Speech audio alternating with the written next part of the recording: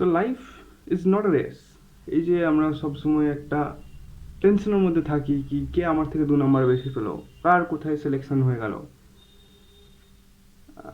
তো এই টেনশনের মধ্যে না থেকে যদি আমরা বাইরে বেরোই অ্যান্ড নেচারকে এক্সপ্লোর করি, আমরা দেখতে পাবো লাইক লাইফ ইজ বিউটিফুল। একটা কোকিল গান গাইছে তোমার শোনার অপেক্ষায়, গাছগুলো পাতা দোলাচ্ছে তোমার দেখার অপেক্ষায়। তো life is beautiful, you just have to explore it. আচ্ছা, কে ফোন করছে? আরে আমার ছোটবেলার বন্ধু।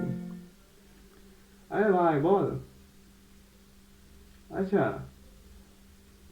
98% আসছে। আচ্ছা, ভালো কলেজ পাবি তো। বাহ বাহ, কংগ্রাচুলেশন।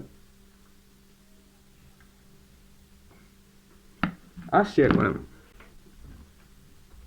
ছেলে গেল কোথা দেখি তো একবার। कुछ फर्क नहीं पड़ना चाहिए भाई साहब। मजा तो जब आए जब दिवाली में सारे बच्चे पटाखे फोड़ रहे हो और तुम बैठ के सैंपल पेपर सॉल्व कर रहे हो, तुम बैठ के क्वेश्चन बैंक लगा रहे हो। आखिरी टाइम आ चुका है, आखिरी के 3-4 महीने बचे हैं। इन आखिरी के 3-4 महीने में हमारे मास्टर हमेशा कहते थे कि पूरे साल के बच्चा कितनी पढ़ाई कर रहा है कोई फर्क नहीं पड़ता। आखिरी के 3-4 महीने में जिसने रगड़ लिया ना, जिसने अच्छे से रिवीजन कर ली ना, वो बाजी मार ले जाएगा।